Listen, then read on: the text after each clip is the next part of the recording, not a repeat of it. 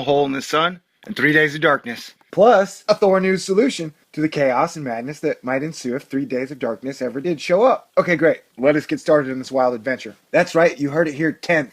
Soho has uncovered a gigantic hole covering 1/4 of the sun. That's a fourth, people. Spewing solar wind into space. Hey, no need to worry. This is perfectly normal for this never happened before new normal, bizarre, minimal solar maximum that is double peaked. You know what I'm saying? No, neither do I. So get your dancing shoes on as we cover them in concrete so you can stand there all day staring at the quarter black hole sun. That's not true, man. The sun looks the same from the ground. It's just a coronal hole. You can only see it in one of NASA's special EUVI filters. Did I say that right? Hey, so if that quarter grows into a whole sun hole, does that mean 3 days of darkness? That was the first thing I thought when I saw the picture of the giant hole in the sun. Like, if that thing covers the whole sun, then I guess a quarter would have to grow 4 times.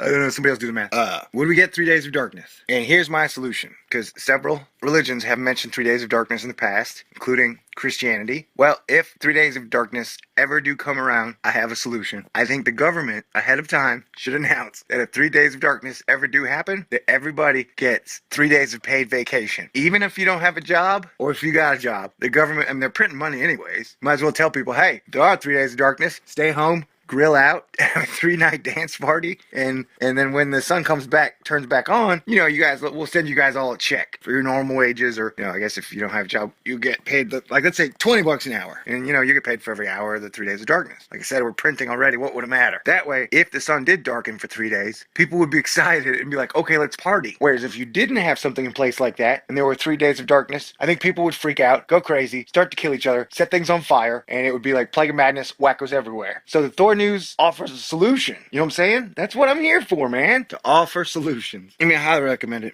If you pre-announce that during a 3-day sun blackout, or let's say red out, everybody gets a paid vacation. That will keep down the rioting, raping, and the total freakouts that would occur during that time period. Wouldn't you agree? But I don't know, man.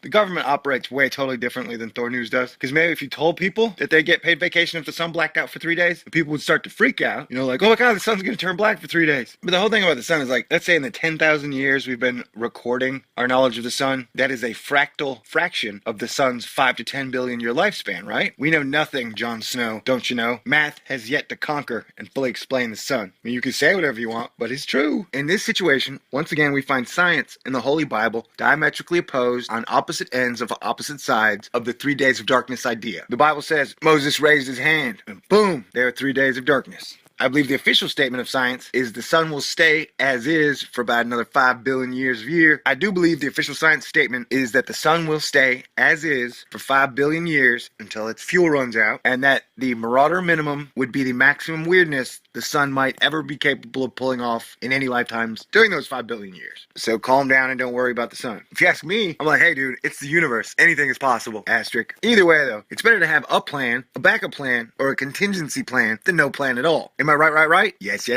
know what's weird? I just realized this. Nobody gets their holy panties in a wad. If I write a thank you letter to, like, let's say an electric company or like an oil company saying thanks for providing me with energy. But if I write a thank you letter to the sun, people accuse you of being a sun worshiper. And let me tell you something. Like, we wouldn't have life. We would not have life at all without the sun. And it gives me a ton of free energy and light half of every single day. So shouldn't we be at least a little bit thankful of the sun? You know, if you don't believe that, you got shiz fugged up, man. I said shiz, S-H-S-Z. Fug, F-U-G-G-E-D.